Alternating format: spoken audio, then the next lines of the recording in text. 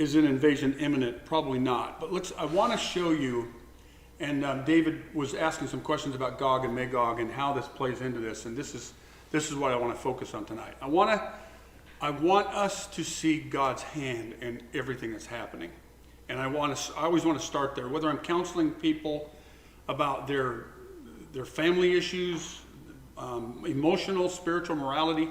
If you start with the Bible, you're on good stead. So that's where we're going to start. And so I'm just briefly watch this, okay? Here's the focus. Israel is the time clock. All right, 1948, came a nation, and then Amir Safadi and others say this is the generation, you know. Now, I'm going to caveat and say something, that the capital of Jerusalem, of Israel, is Jerusalem, and it was not taken back until 1967. So there's a time frame that we're really not too sure about, but a generation is 70, 80 years, somewhere in there. And I can go along with that. And looking at everything lining up with the feast days and so many other things, I just simply believe that within a decade or so, the whole world is going to be upside down. The Antichrist is probably going to be on the scene. But let's just concentrate on Gog and Magog. Watch what God does, okay? This is everybody going, okay, Russia's out of control, Putin's out of control, the nations don't know what they're doing, and that's true. But watch what God's doing. Number one, Israel's hands are wicked. Isaiah 1:15. This is the whole book of Isaiah. When you spread out your hands, I will hide my eyes from you. Even though you make many prayers, I will not listen. Your hands are full of blood. So that's Israel. Number two, so God turns his hand. See, their hands are full of blood. So God turns his hand against them. And I'm doing an update on Sunday nights. I'm talking about God's hand, God's scepter, the rod of God's anger is in his hand, those kinds of things, and how he worked the staff of Moses in his hand, all of that thing. So I'm playing off of that as well. In fact, it's God's deal here. So watch, their hands are full of blood. So God turns his hand against who? Israel. I will turn my hand against you and will smelt away your dross as with lye and remove all your alloy. Now that takes punishment, and it takes removal of dross, fire, and so that's going to hurt. But he's doing it for their purification, just so we know that. He's doing it to draw them back. So you see, that's within 10 verses there, all right?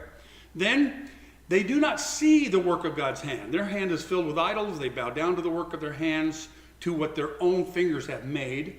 Isaiah 5, so we go from 2 and then to 5. They have lyre and harp, tambourine and flute and wine at their feast, but they do not regard the deeds of the Lord or see the work of his hands. See, we as believers need to be watching the hands of God, because he is working all the time. He is working. So, therefore, they will be struck, because they're not looking for the hand of God. They will be struck by the hand of God. Isaiah 5:25, for the anger of the Lord was kindled against his people, and he stretched out his hand against them and struck them, and the mountainous quakes, and the corpses were refuse in the midst of the streets, for all his anger has not turned away, and his hand is outstretched still. Now look, this is past tense, but this is in Isaiah 5. This is even before Assyria came down.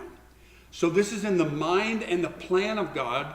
He is saying, this has happened in the decree of God. Now I'm going to carry it out. So you see, Israel's in a bad place. God's going against them. All right? And then, so number 5, and he puts his judgment in the hand of his servant, as he did with Moses. Isaiah 6. Now we're in Isaiah 6. Then one of the seraphim came and flew to me. This is Isaiah, having in his hand a burning coal that he had taken with tongs from the altar. So God comes with his hand, the angel's hand, and takes a burning coal and touches Isaiah.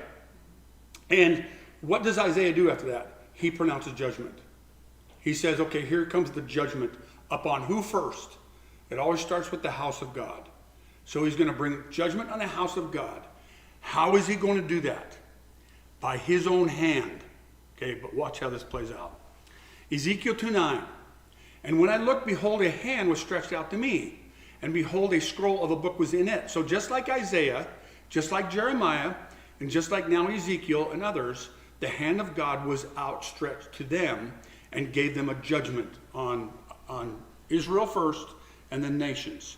So you jump to Ezekiel 20. As surely as I live, declares the Lord God, with a strong hand and an outstretched arm and outpoured wrath, I will rule over you. With a strong hand and outstretched arm and outpoured wrath, I will bring you out from the peoples and gather you from the lands to which you have been scattered. And I will bring you into the wilderness of the nations, where I will enter into judgment with you face to face. This is where it is all going. So when we talk about Russia, when we talk about all these things that we know are prophetic, and even how the governments are working with Omicron and the economies and the one world government coming together, all of this stuff, it's all leading to this. This is the centerpiece of of the tribulation, the millennium, everything. So now number 6.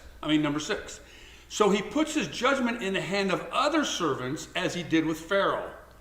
Exodus 1:6. But the Lord said to Moses, now you shall see what I will do to Pharaoh, for with a strong hand Pharaoh. With a strong hand Pharaoh will send Israel out, and with a strong hand he will drive them out from his land. So we go back to all of these things in Ezekiel, Gog and Magog, Isaiah, we're talking about the Antichrist, we're talking about Assyria, the king of Assyria, Micah 5 there. All of that is playing into God's hand. He's saying, by my hand, I'm giving my power to my servants to do what I want, to carry out my will. And sometimes those servants are Moses, they're Ezekiel, they're Jeremiah, they're Isaiah, but sometimes they're the Assyrian, they're the Babylonians, and we're going to see this at the end. You'll find it very interesting.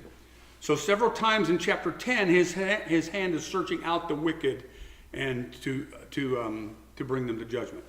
So now we jump to Isaiah 10. Woe to Assyria, the rod of my anger. The staff in their hands is my wrath.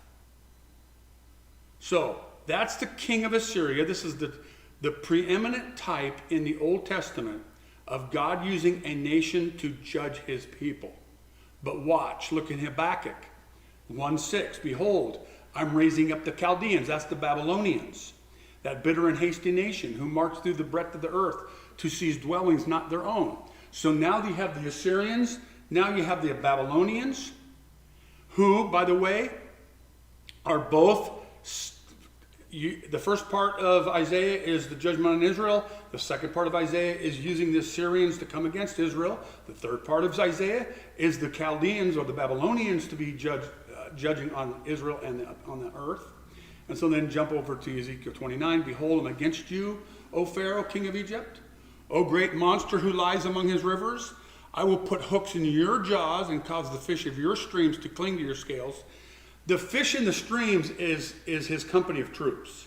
He's going to cause them to cling to him and come along with him to his demise. I will haul you out of your rivers. I will leave you in the desert, you and all the fish of your streams.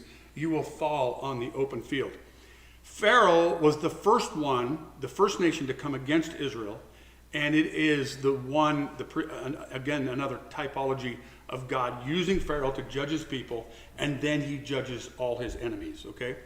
So that brings us to Gog and Magog, Ezekiel 38, all right? Behold, he says the same wording. I'm against you, O Gog, chief prince of Meshech and Tubal. Now, when it says chief prince there, that's probably Rosh. That's probably Russia. Rosh means chief prince in Hebrew, but it was also an old terminology for Russia. So it's, but we know that Meshech and Tubal is Russia. I will turn you around, and just like Pharaoh, now watch, this is key. Just like Pharaoh, he says to Magog, he's saying to Russia, I would put hooks in your jaws, and I will bring you and all your army and your horses, your horsemen in full armor, and a great company armed with shield and bucklers, and brandishing their swords. Persia, which is Iran, Cush is Ethiopia, Sudan area, Put is Libya, Tunisia, and Algeria area, northern Africa. And with all the company with them, with all their shields and helmets, and later on it'll say Gomer, it's going to say the hordes with them. There's just going to be this mass company of mostly Arab nations, Muslim nations actually, Muslim more particular. But Gog, Russia, which is actually Orthodoxy, is heading them. It says he will be a guard over these nations. And that's what Russia has been. So that brings us this. We want to lay the groundwork because God is bringing this. Now people will say, this is ridiculous. God doesn't do this. But we just showed that he has. He uses nations, and the key is the millennium. The key is bringing the tribulation first to judge Israel, to make them repent. He's going to punish them, make them repent, and then drive them back to him. And then he always punishes the aggressor. Okay, so Putin's Magog, at this point, Mr. Magog here has got his finger in our face. Now, I've named this, I've entitled this is Putin's war to lose. It's his war to lose. Why is it for his to lose? Because if God wants him to come down, he can't stop him. In fact, at some point, he is coming down. We just don't know when. This is happening and will happen. So let's set the stage where we're at right now, and then we can kind of project a little bit using where we're at now, his history, how he's acted before, how the United States and the Western governments have acted before, and what God's plan is, and try to put some of this together. Okay, where are we at? Putin tells Macron that the West ignored Russia's security concerns. So over the last week, Putin said, okay, this is what I want from you guys. If you don't, we're going to have problems. And the West came back, in particular with the United States, said, we're not giving in your demands. All right. So Putin's telling Macron, they ignored me. So what does that mean? You think after all of this, Putin's just going to back up? And that's the big question. Is he simply just going to back up? Probably not. And let's watch where this goes. Russia will not change its position on security guarantees. There's no space for compromise. So in his mind, he's not moving. Now, this doesn't mean he's going to invade tomorrow. This doesn't mean he's going to invade by the middle of February. The ground is pretty solid. They're talking about it still solidifying and those kinds of things happening. But there's still a lot of pieces to move into place. So here we have a man who has a history of being in the KGB. He knows he knows what Russia needs to be secure. He knows what he wants Russia to be. He wants the old Soviet Union back. He needs resources. He's going to want the Middle East oil. He probably already does. But remember, in Ezekiel 38, it says there's something comes into his mind and changes him to move south. So we're not saying that's happened yet. But right now, what we do know is this, what he's been clear about. He wants the old Soviet borders back, and he wants NATO to be completely pushed out. The Biden administration has also begun weighing deploying 1,000 to 5,000 troops to NATO. And this was a couple days ago. That is zero. That's hardly anything. And by the way, if you put them in Latvia or Estonia, what good does that do to Ukraine? Is Putin going to invade Estonia or Latvia? No, he's not. He's going to strengthen his borders, and we're going to come to that. I'll show you what he wants to do. Lukashenko, who is Belarus now, they're the primary semi-culprit with Russia is Belarus now. We will return Ukraine to our Slavic brotherhood. So I don't know if he's being boisterous or what, but that is pretty dogmatic. And if that's what they're out to do, this will be an all-out war. If this is really what they are doing. I'm not so sure that's what he's doing. And we'll get to this. But this is the Belarusian president here. Okay. Russia's foreign ministry. We have proposed returning all U.S. nuclear weapons from NATO countries to the United States. What does that mean? He wants the United States out of Europe. He wants them out of NATO. He wants them out of, let's show you a map here. First of all, this is the latest. This just came up, I think, in Washington Post today. This is all of Russia's troops. This is where they're at. And you can see that they pretty much surrounded Ukraine. There's not going to be a whole lot anybody can do to break that down. And remember, Obama gave them the Crimea down there on the south in 2014. So the unloading, this was just today. This was just a few hours ago. The unloading of Russian troops was seen in Marina Horka on the 27th. And there were trucks with the 25th region on license plates. That's the eastern region. In other words, Russia is still bringing troops from the east. Now, they've slowed down a lot, but they're still bringing troops and stuff. What else are they doing? They've kicked out the diplomats out of Washington. Here's what the EU looks like in the purple, and so the purple that's NATO. They joined in 1997, and then you can see the orange states joined NATO since 1997, and so that's the line. Now that's what Putin's mad about. That's what he's angry about, because the idea was that when the Iron Curtain came down, that NATO would stop. They said in a treaty, I think it's supposed to be the Minsk Treaty, that they would not introduce nukes and any troops and any bases into those Balkan states. And the West has, to be frank. And Putin's tired of it. So that's the division. He's mad about those orange states since 1997, and he wants the United States out of them. So that's where we're at. So Ukraine is see the buffer zone there? That's the large buffer there that he wants, okay? And I'll show you a little bit more of that here in a second. Right there, actually. The Carpathian Mountains are in Belarus and down there, north of Crimea there, northwest of Crimea there. Where I have those blue lines is basically a valley. And it is basically the bridge to Europe. And if Putin can close his borders to the other side of Belarus and Ukraine, you see how many troops he doesn't need? He shortens that area where he has to defend. And it turns like a 10-minute or 12-minute missile ride from Ukraine or Estonia or any of those places to a half-hour, 40-minute, or more missile ride, jet ride from Poland, number 4 there. He wants to push the borders back, and so he's not really, he is concerned a little bit about west of Crimea there, but the main problem is Ukraine, Belarus, and Poland area, Estonia, Latvia, and up there, so Lithuania. So here's where the troops are stationed.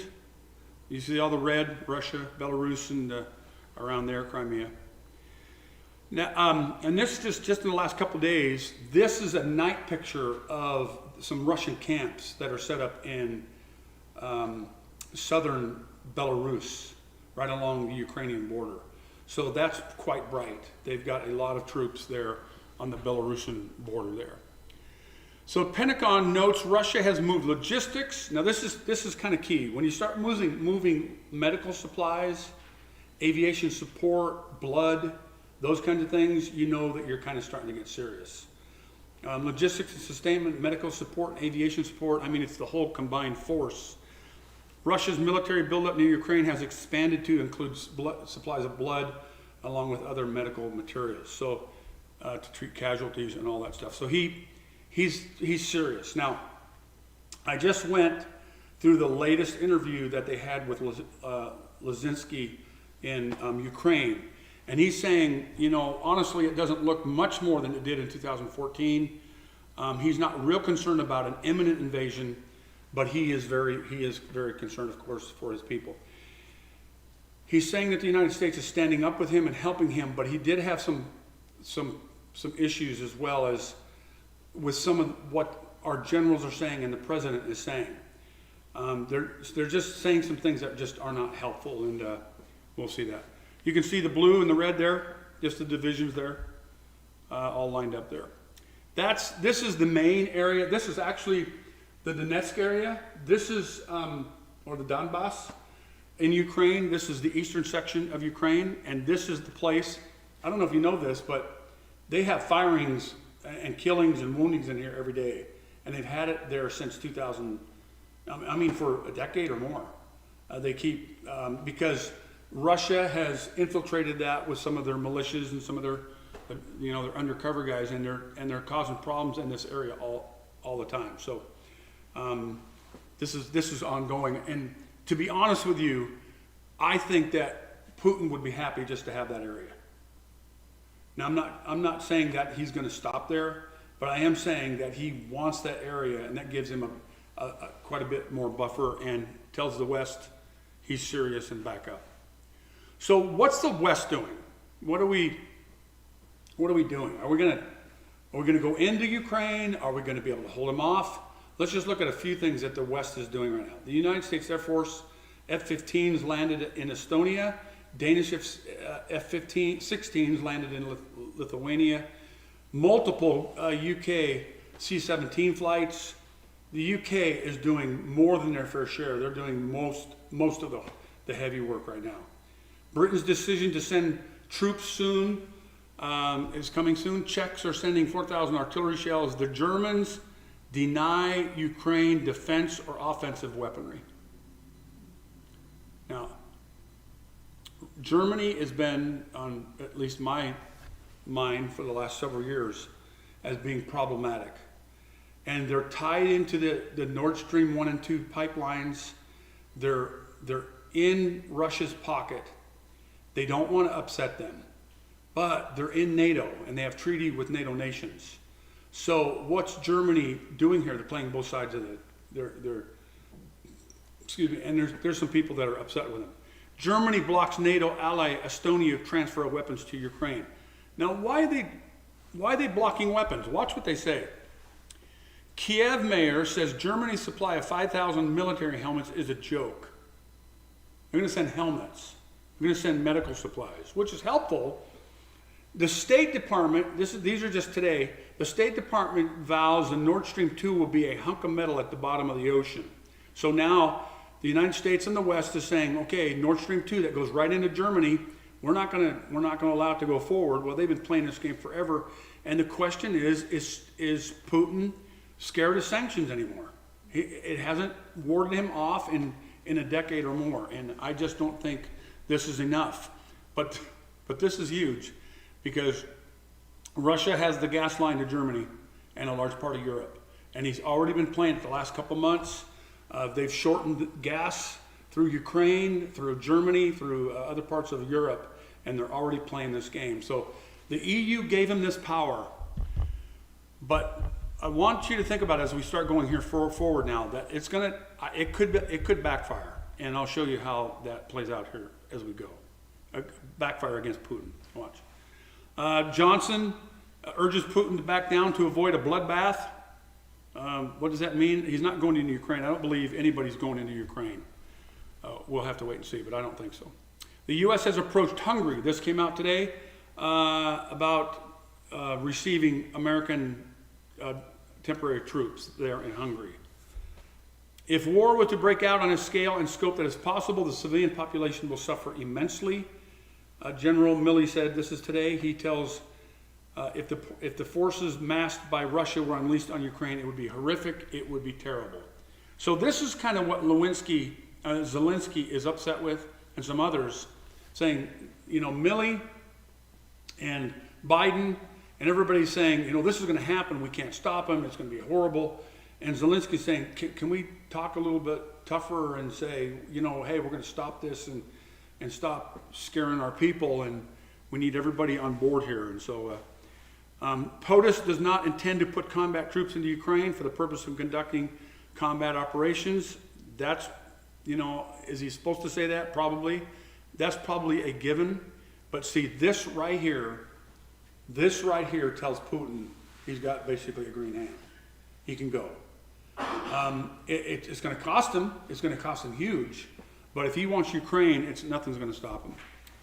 German Air Force arriving in Kiev. Okay. I'm sorry, arriving Moscow from Kiev. So Germany is playing the go-between between Ukraine and Russia. And I just don't trust these people. And we'll talk. We're just going to let Germany kind of go here. So German Chancellor says Germany does not export lethal weapons. This position has not changed. Watch this. They don't export lethal weapons. In December, Germany blocked the delivery of anti-drone jamming guns, although Ukraine had already paid for them.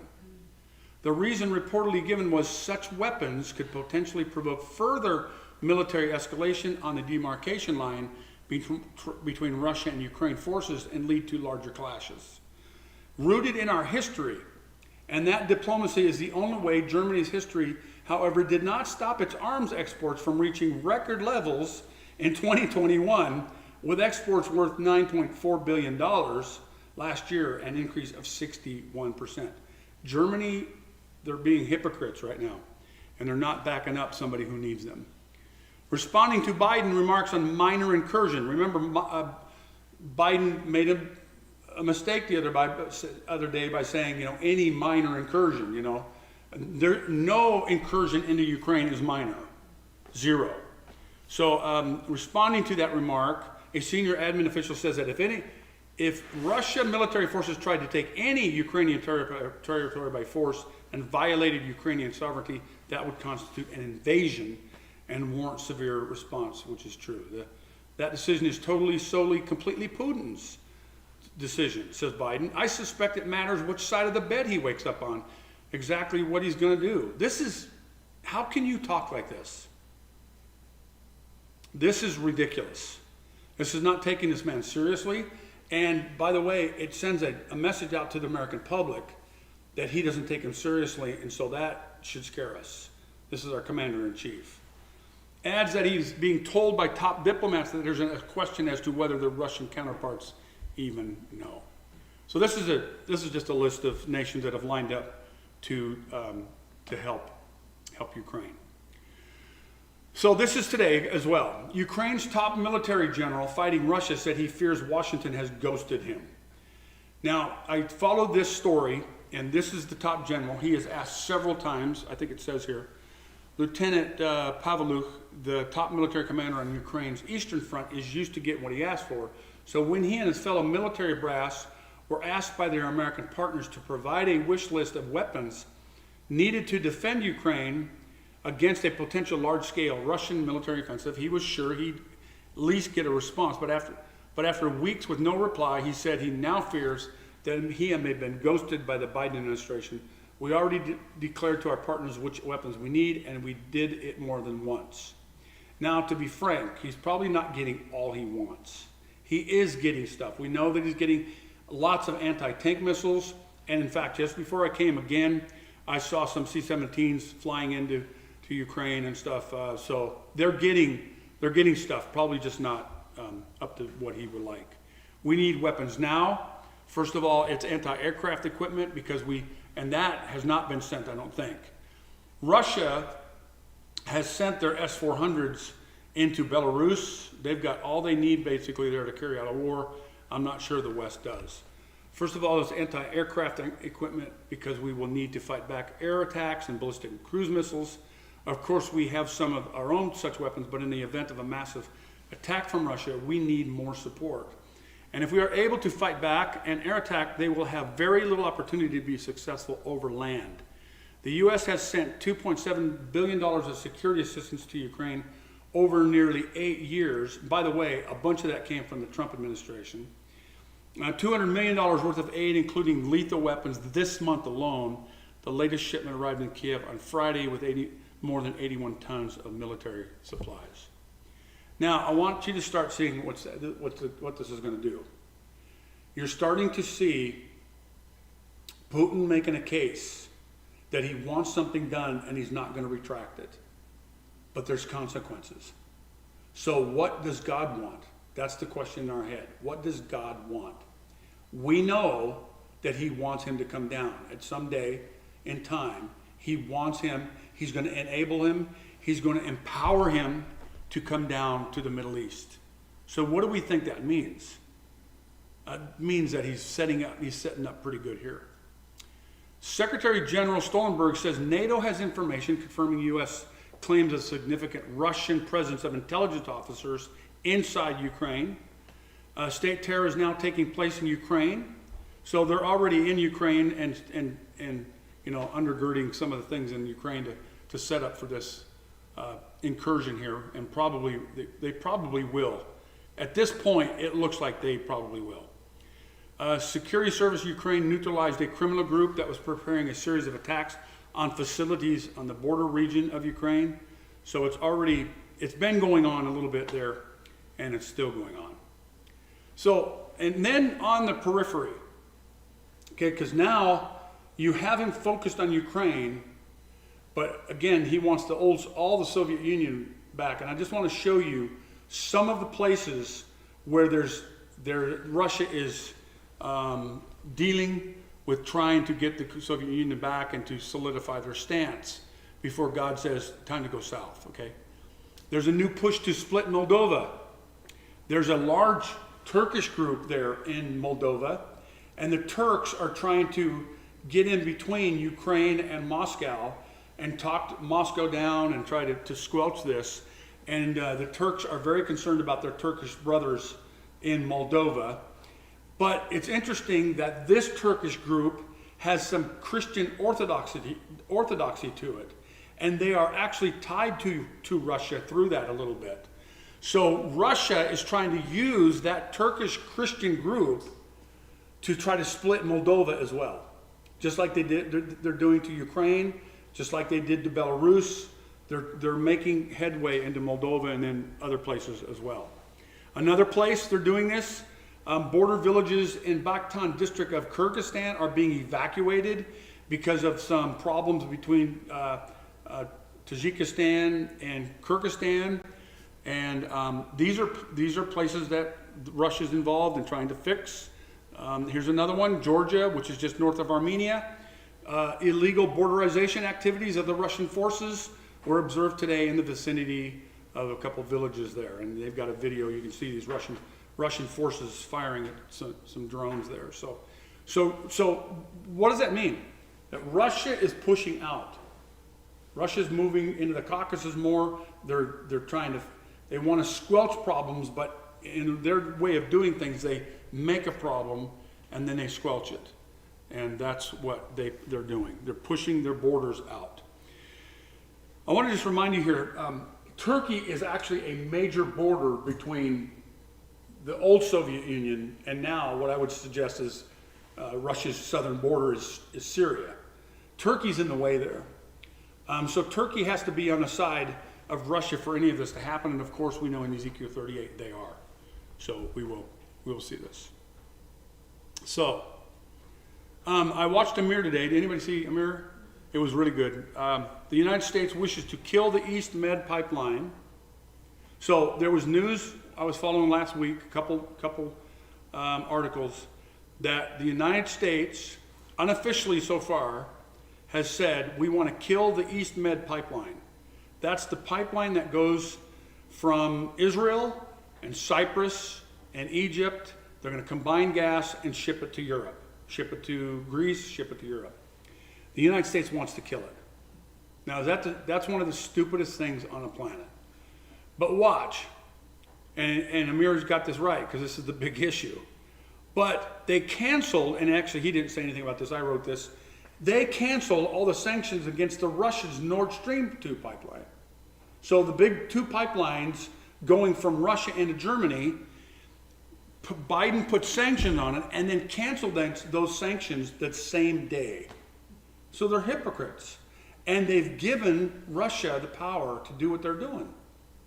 And this is that whole thing that Job, can't remember what chapter it is, but he makes our leaders walk in a trackless wasteland without knowledge, without intelligence. And that's who Mr. Biden is to me.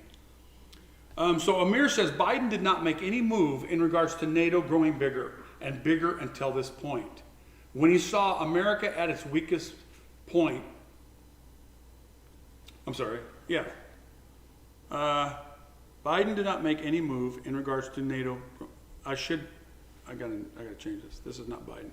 This is Putin. Putin did not make any move in regards to NATO growing bigger and bigger until this point, when he saw America at its weakest point politically.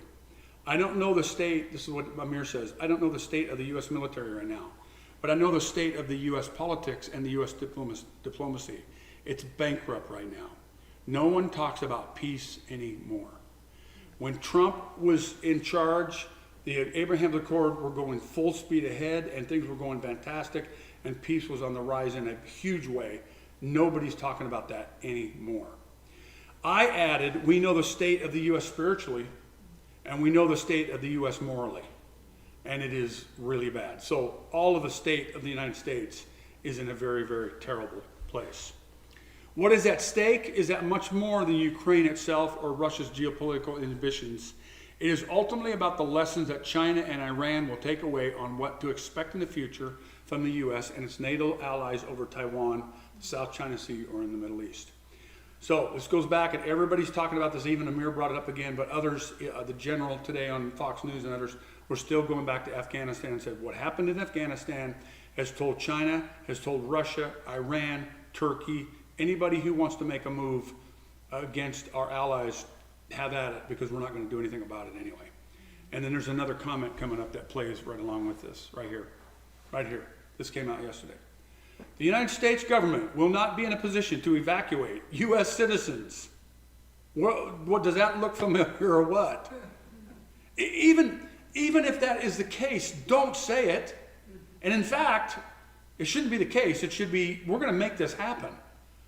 So U.S. citizens currently present in Ukraine should plan accordingly, including by availing themselves of commercial options should they choose to leave the country. So this is the hands-off administration here, and it's very sad. So let's talk about Gog. This is I can't remember who put this. I drew this. I got the map and put it, but it's a hook. See, that looks like a hook there. And I think if I remember right, is Missler, but I'm not sure who. But that's where they came in 2015.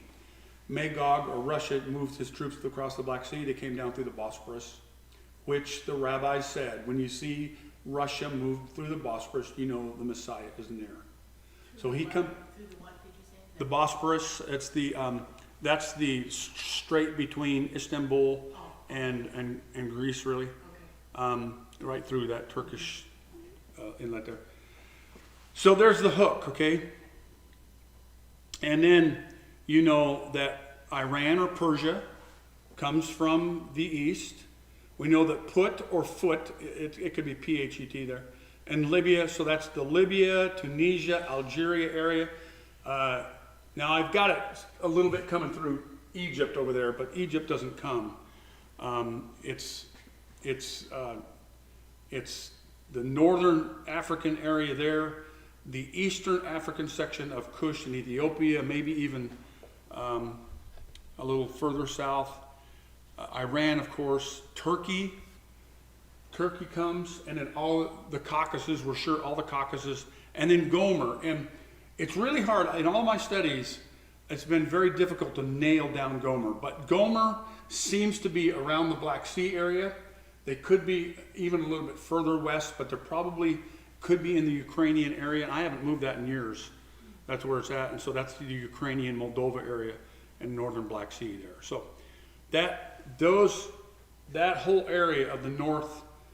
So this Orthodox Christian head and Putin.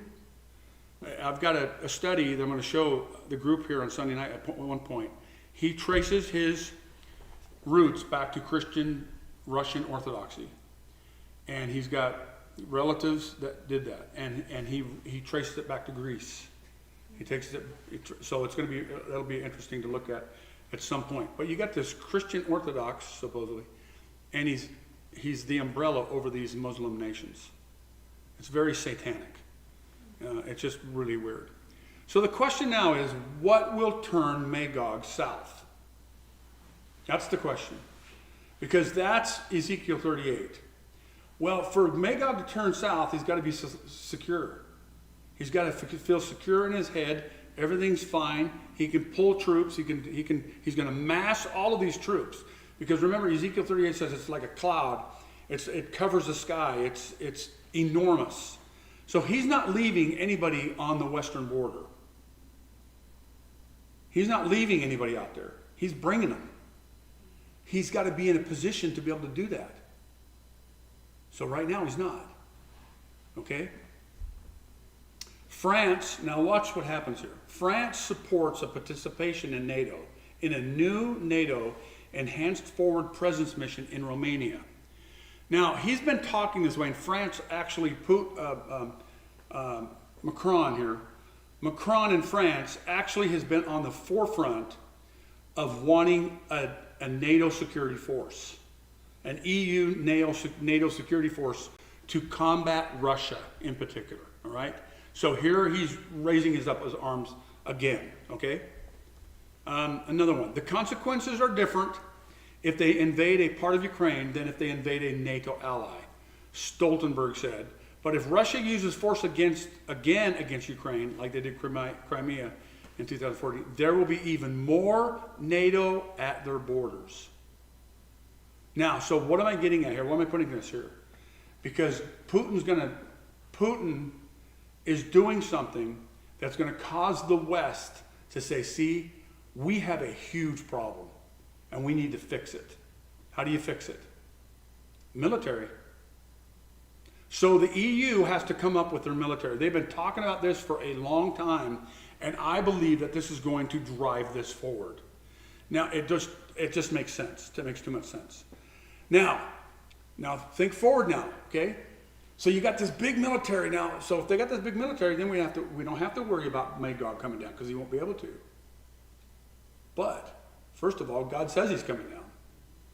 First of all, secondly, it is my contention that when Magog comes down and they are decimated remember, God decimates them. When they are decimated on the hills of Israel, the Antichrist rides.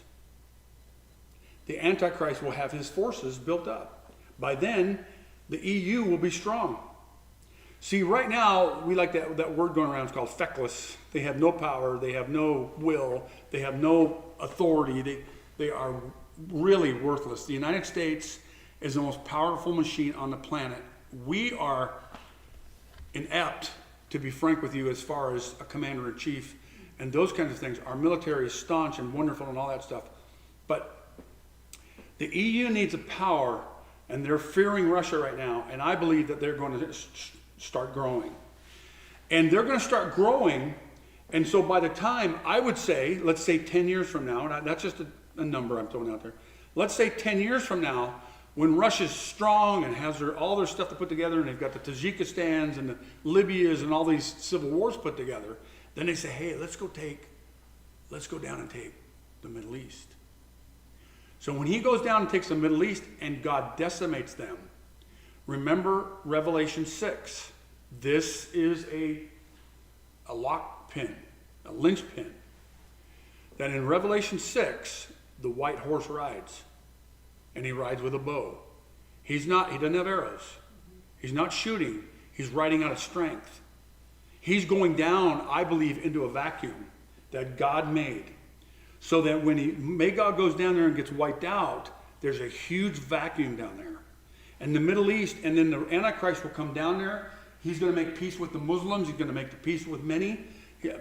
He's going to strengthen, the word there in Daniel 9 is he's going to strengthen that covenant. He's going to strengthen that covenant. He's going to make a peace with many. But then, of course, he's going to break it. But for him to do that, he has to be strong. Now, I do believe, like in Zechariah 5, I believe the Antichrist eventually moves his mission to the Middle East. Everybody does. Alexander did. The Romans did. You name it. The Germans did. So everybody goes to the Middle East because God draws them there. Satan draws them there. But this vacuum has to come first before the Antichrist can come down. And I believe this is going to take some years to happen. Now, let me just caveat here. I believe that there's a good reason why there could be a gap theory for the rapture. I believe that we could go, it's imminent. There's nothing that says we have to be around for any of this. But I do believe in the persecution that we were called to endure. Jesus said, when we see these things, I'm going to show you a map here at the end here. I think that we have some terrible things to endure and to witness. I'm concerned about that. So we need to stick together as a church. Here's NATO again. We will stay united with our NATO allies, said the SecDef. A move on Ukraine, this came out today. A move on Ukraine will accomplish the very thing Russia says it does not want. A NATO allowance strengthened and resolved on its western flank. And I believe that's true. However, he can already have eastern Ukraine. He can already have Belarus. He can already have some other areas, and he's going to be fine with that. But at some point in this whole thing, God's going to say, time to go south. Time to go south. Remember, he puts the hooks in his jaw and drags him down. Zelensky, president of Ukraine, if there is a war, tell which army or which country is going to come to defend us. None. But if Ukraine is NATO and something happens, they would have to defend us, and that is a very serious challenge. So this is going to push that purple and those yellow lines, NATO that joined since 1997. Ukraine is saying, we need NATO, and this is going to drive us to them. And it may very well do that, but what Putin gets before that is going to be key to try to understand and pay attention to. But I think that the lines are even going to stiffen. In the world today, the lines are stiffened between the world and the church, between the Democrats and the Republicans, between the morals and the immorals, between the godly and ungodly, between Islam and Christianity. God is drawing a line, and it's time for people to choose. And militarily, it's happening. Geopolitically, it is happening all around the world. Remember China, what China's doing and all that stuff. I just want to touch on the Middle East. Because this plays a part into this. What is Putin doing in the Middle East right now? This is a big deal. In this context, Syrian sources noted that the deployment of Russian forces began a few days ago after the Putin-Bennett call. Where did the Russian forces deploy to? To the port of Latakia. So they had a Russian base there close by. Now they're deployed to the port. Now Russia owns the port, the Syrian port, basically. Now we can say, no, it's Assad's port and they're doing it for Assad and all this other stuff. But you see the flags, they're all Russian police. They've been doing this since 2015. What they do is they give them ID and they go to the cities and they're the boss. They're the police forces in many of these ports and cities now. And now they've taken over the biggest port on the west coast of Syria. This is a big deal. Sources affiliated with the Syrian opposition report that in the last 2 days, Russian military police forces have been deployed in the port of Latakia in Syria. The official excuse, fear of terrorist activity that could harm the port. According to Syrian sources, the background to the Russians' entry into the port is the attacks attributed to Israel about a month ago on the container complex at the port. According to these sources, the Russians will work to prevent the import of Iranian weapons and fuel intended for Hezbollah and the pro-Iranian militias in Syria, which is carried out by sea. There is something to that. Russia doesn't really, they're putting up with Iran, to be frank with you. However, they're using Iran for their own good as well, and they're using them as an excuse to move in here and work against the pro-Iranian militias. But make no mistake about it, I think that's one of Amir's sayings. I don't want to steal too many of theirs. But he says, make no mistake about it, Russia wants this port for their own. And so they're using excuses to stake their flags everywhere. The Russian flags are on the Syrian Golan Heights, along the Syrian-Israeli border, the Lebanese border, the Jordanian border. The Russian army posted military police forces at Latakia port on Wednesday, just 48 hours after announcing joint patrol missions with the Syrian Air Force. So now they have joint patrols with the Turks in the north. They are joint patrolling with the Turks, which is Beth Gomar and some of these other places mentioned in Ezekiel 38. And now they're doing joint patrols with the Syrians along the Golan Heights and the Euphrates border regions. The police units have set up quarters at the container area of the port from which they are patrolling the entire facility, according to the Russian Defense Ministry. Photos of the operation were Unusually released to the Russian media, these military police units are in fact categorized as special units. The Israeli Air Force has struck Latakia's container compound twice, 12/7 and 12/27, aiming at the advanced weapons deliveries. Iran has been shipping into Hezbollah, its Lebanese proxy. According to ministry's announcement, military police will henceforth be conducting round-the-clock patrols of the port, armed with these vehicles. Moscow has thus drawn a defense line for impeding Israeli air strikes ranging from the Golan in the southeast and east Latakia port to the west. The port is adjacent to Russia's permanent air base at Haimin. So this is a huge move. Russia, they are solidifying these borders, and at some point, they're going to be able to say, hey, what do I want next? I think I want Israel's gas. I want Leviathan, the biggest oil field, gas field.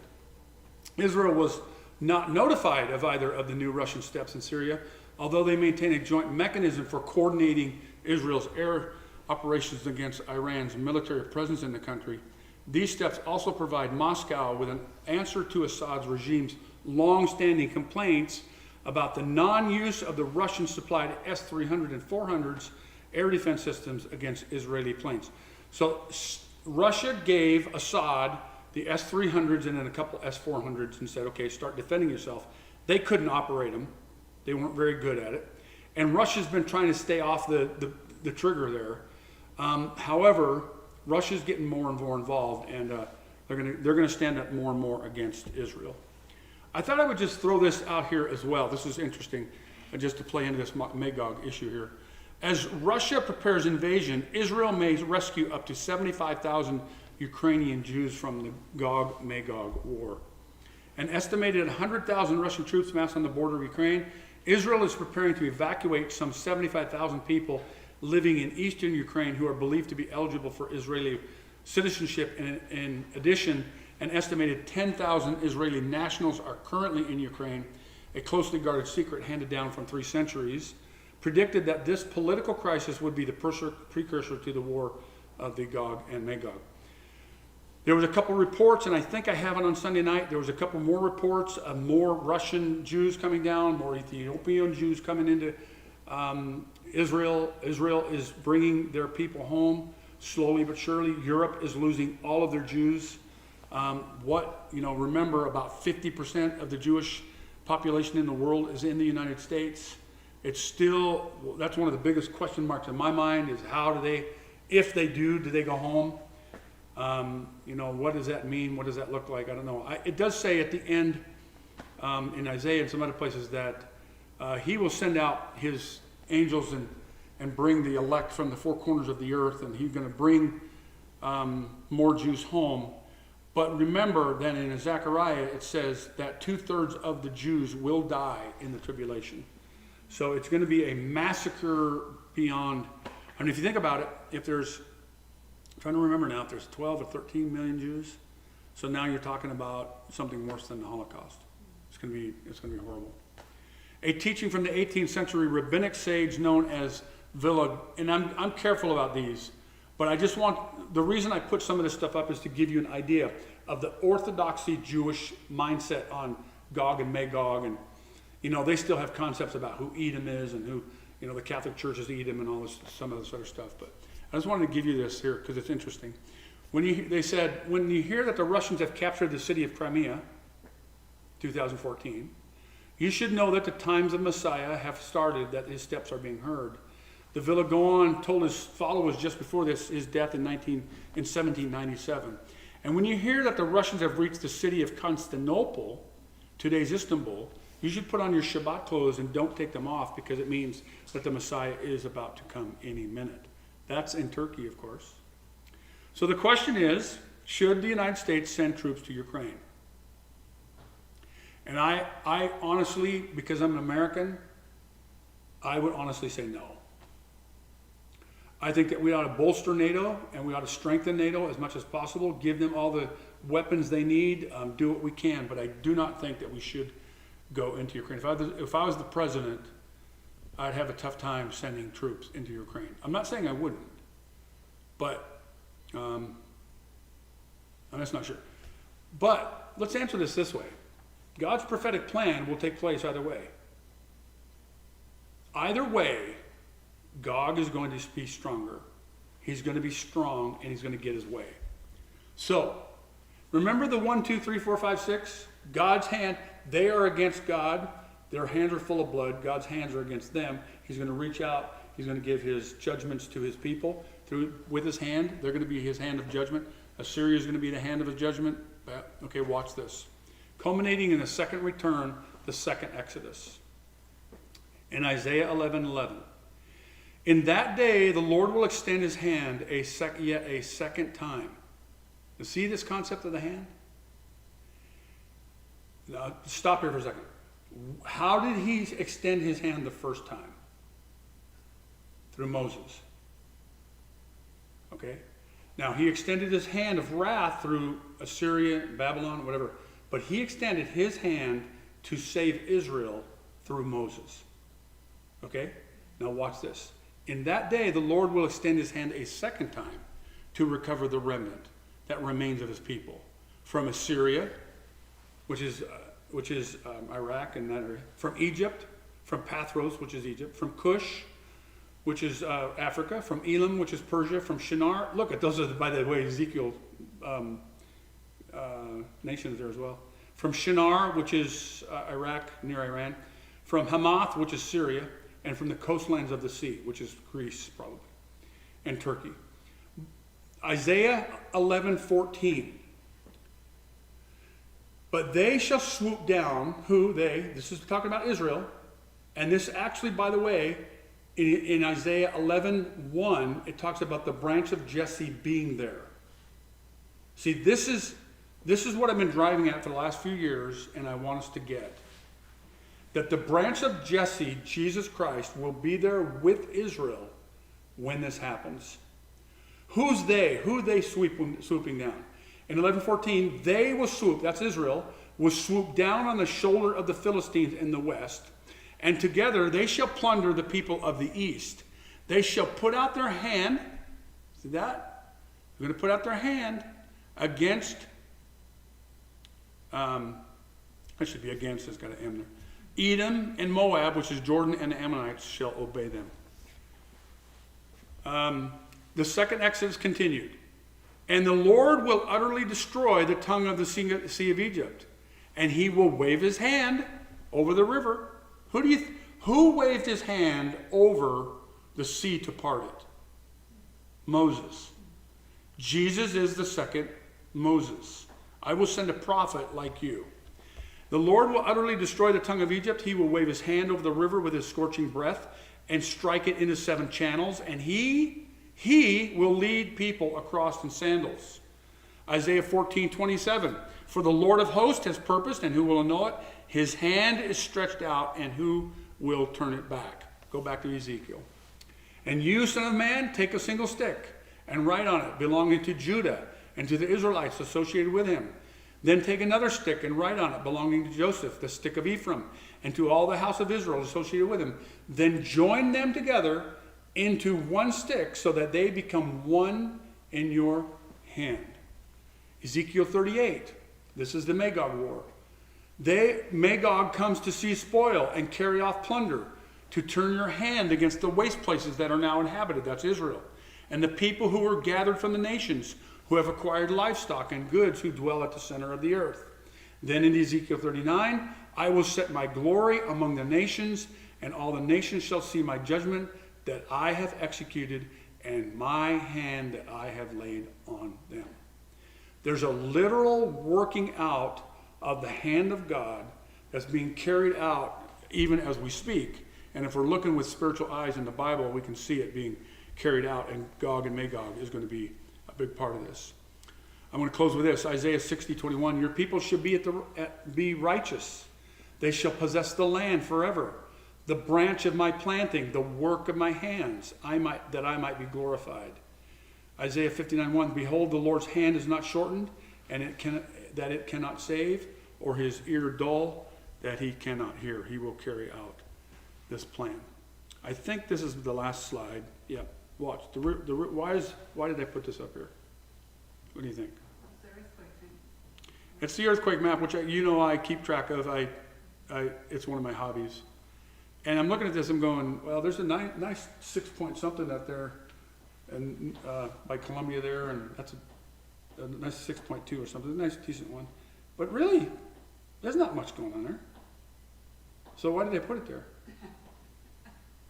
Because that means we've got time. Because Jesus said you're going to see earthquakes in various places, major earthquakes, great earthquakes, all this kind of stuff. You're going to see wars and rumors of wars, but the time is not yet. So we're looking at these things and we're going, well, we're going fast, we're going quick, and I hope we do. I pray that we do. But my concern again for the church is that we stay the course, because this map's going to look a lot different. And the Magog map is going to look a lot different. And the European map is probably going to look a lot different. You've got, how long is it going to take for the Antichrist to build up his kingdoms? Is he going to just come on this, he's going to walk out? See, there's things that Daniel says and other places say, Zechariah says, this man is going to be witty, he's going to be smart, he's going to be able to buy his armies, he's going to be very intelligent. He has to get to a position, and then he's going to set the world up in 10 kingdoms. That takes time. That takes time. And we're going to be able to see the forerunning of this stuff come along. These people who are, these gray hairs I call them, who think that they're running the planet and know what they're doing, they don't have a clue. They're absolutely clueless. EU and the United States are lock arm, and they're doing the same thing they've been doing for the last 60 years, and it hasn't worked. And so God is going to use their ignorance against them, and Putin is going to, this is his to lose. Because God's going to build Russia up. He will. He already said he will. So we know he wins. We don't know exactly how, but we know he gets into a state of strength that he's able to say, hey, I think I want all the oil in the Middle East. I'll just stop with this. I think I even heard Barry Stagner say today that his energy supplies is 60% or more of his GDP. So Russia needs to sell oil. That's what they live off. They sell arms, they build nuclear equipment for people, those kinds of things. But they sell oil, they sell some grain and stuff. But he needs oil. Now, you have the Middle East just south of him, and he's already there. You've got him with all Siberia and all this other stuff, all his oil up there. It's hard to extract. It's very expensive. The stuff in the Middle East is very easy to get to. And then you've got the rest of the world are consumers. He is the producer. He wants to be the producer. And he wants everybody else to consume. And that is what he is after. So at some point he will turn south. And God's going to make it happen. So I would just say, leave this. If this is going to strengthen his hand to be able to do that, I believe that he's going to succeed in Ukraine. He's already set up to succeed in Ukraine. There's nothing that can stop him. I don't think, unless we were a full-on face invasion, or at least some forces there to put on the ground and help them out. But honestly, I don't see that happening. So that's where we're at. It just strikes me that either Putin, is really, really brilliant, or he has really, really smart generals working for him, that he can just have his fingers in so many areas. It just boggles my mind that. Yeah. I don't know. Or Satan is. Yeah, cunning. Yeah. Well, I can tell you the one thing that Putin has on his side, and that is he understands his history. So here's the deal. With Russia is the biggest, basically, landmass in the world, one of them anyway. And what happens is, when you push your boundaries out, you have to secure those. And then, by the way, you have to pay for it. And what happens is, and this is what Reagan did. He broke them. Financially, they couldn't. He put so much force on them that he literally almost bankrupted them. So there's over the centuries, and I can't remember what the doctrine was called, but it's the doctrine where you push out your borders, you make it secure, but then the problem comes in is you have to pay for it. And so to pay for it, he needs oil. And so that's his plan. So when he goes back and he looks at the kings of Russia, these czars who've done this. Peter the Great was one of the great ones, I think, who did it. Was they pushed their borders out, and they were very, very secure. But then after a while, it starts breaking down, and incursions come in, and you can't pay for it anymore, and then people get upset, and you have these other issues. So that's what he knows his history, and he says, if I can get this pushed out, and then have enough oil to pay for it, we're going to be sitting pretty good. And that's basically what he's after. So you said there's a oil field in Israel, so that could be a reason why Russia would want to attack. They are found in the last few years. They have found some of the largest gas fields in right off the coast of Israel, in the Mediterranean, and they've actually started finding oil in some of the heights up there in Alaska, in Israel as well. So they are striking it rich, as far as that's concerned. And so much so that now, as we mentioned, there's an East Med pipeline that Cyprus and Greece and others, Egypt is being a part of, that said, hey, let's pump our gas into this pipeline to go to Europe and help feed them, take the pressure off of them from Europe. I mean, so they don't have to rely on Russia and those kinds of things. So yeah, Israel is striking it rich, very, very rich. And on top of that, they're finding other stuff too. They found a new mineral in Mount Carmel that's like a different kind of I don't want to say it's a diamond, but some kind of blue emerald or something. So they're finding these kinds of things, and so there's some very interesting things going on in Israel. Yeah. So they're striking it rich, so it's another reason they don't need the Lord. Yeah. So we know, see, Persia, Iran wants to kill them because they're Zionists. You know, they're anti-God. Russia's just greedy. Russia wants oil. Russia wants plunder. So Ezekiel 38 and Isaiah 17.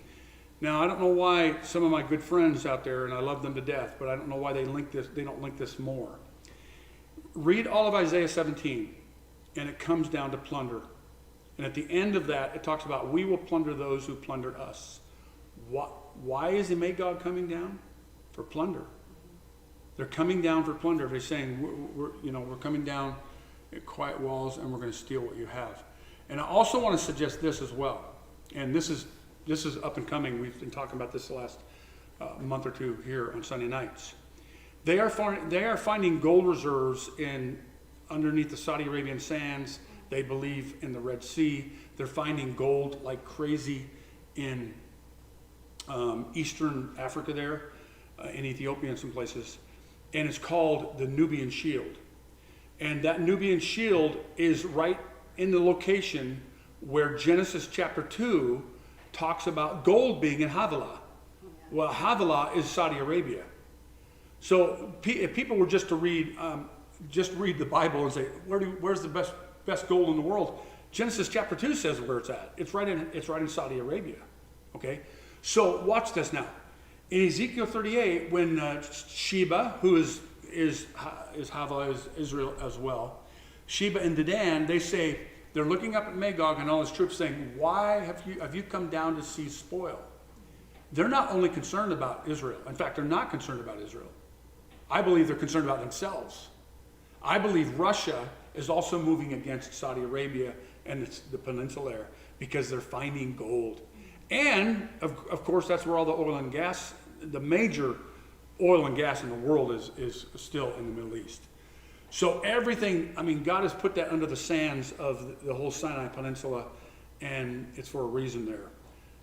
So they're coming down to threaten the whole peninsula. And Sheba and Dedan don't want anything to do with it. But they got to go through Israel first. And they will be very rich because it says that they're going to take they're going to want Israel's plunder as well. And that Isaiah 17 says the same thing. So that's the deal. They're going to be drawn down, and it's because of money. It's greed. Yeah. But at the end of days, when the root of Jesse comes, it says, we will plunder those who plunder us. We will possess the lands of Moab and Elam. That's Israel. They're going to possess them. In Isaiah, I think it's 40, somewhere in there, he's going to turn Israel into a threshing sledge. They're going to be very strong, right, I believe, at the end of the millennium and take their land back. And Jesse's root, Jesus Christ, is going to be there with them, leading the way. Because that's the hand of Moses, the second exile, if you will. Okay? I can't wait till the millennium because I feel like I can't fly anymore now, you know, and we can't go anywhere. And I'm so anxious to go visit those places. Oh. I think in the millennium maybe I'll get to. Oh, well, you will. Yeah. Yeah. Absolutely. Yeah. That's going to be wonderful. I think we'll all take tour trips up there and Yeah. go see the king. What is Russia doing in the sub-Saharan Africa? Is he after minerals, and will they have some southern African countries come up to the north to attack Israel too? It doesn't mention the southern African. It does say it has a bunch of hordes, but I can tell you what they're doing now. Russia is vitally involved in Nigeria, in Chad, in other places. Turkey, which is remember a partnering nation with Russia in the Magog War, they're in Sudan. Russia is in Sudan. Russia wants to build a port along the Sudan coast there as well. So Russia is heavily involved in Africa because of the resources. And it's interesting because wherever there is civil war in Sudan and Ethiopia and Nigeria and other places, Russia's involved, Turkey's involved, and Iran is involved. They go in and take advantage of the chaos. And that's what they're doing. So, yeah. But right now, Turkey is a rival to Russia. Well, yeah. See, this is interesting. They're frenemies, what we call frenemies. They've never got along. Russia and Iran have never got along. Russia and Turkey have never got along. In fact, they're Shiite, they're apostates to each other. Iranians are Shiites. Turkeys are Sunnis. They're supposed to kill each other. According to the Quran, they're supposed to kill each other if they don't submit. So they can let Jews and Christians live as long as they submit, but apostates have to die. So you've got Iran and Turkey friends. Doesn't make sense. So yeah, they're frenemies, but right now, and it was about, I still have this headline somewhere, back in 2015 or 16, it says Strange Bedfellows, and it's Russia, Iran, and Turkey. They've fought each other in the world wars. They've always been against each other, but now they're friends, and that's satanic. That's just a satanic thing. So, and they're going to help each other out. And then Ezekiel 39 says God's going to turn their swords on each other. They hate each other, and they will turn their swords on each other. That is one of the. There's a few ways that they get wiped out, and that's one of them. They turn their swords on each other. So, and he's done that before too. So, remember David and his servant. So, yeah. Okay, let's pray, and maybe we can go eat. Lord, thank you so much for your grace and your mercy, Lord. We love you. Thank you so much for helping us see your plan and to start with the Bible and end there. You have a plan. You're taking your people somewhere. And sometimes we feel like with a church we're just kind of being carried along, but we have a light to shine because Israel didn't. It's our time to shine our light, to be the stewards of what you've given us. Help us to do that as we go forward and to share a good word of hope and encouragement, Lord. And to understand these things. They're hard to understand.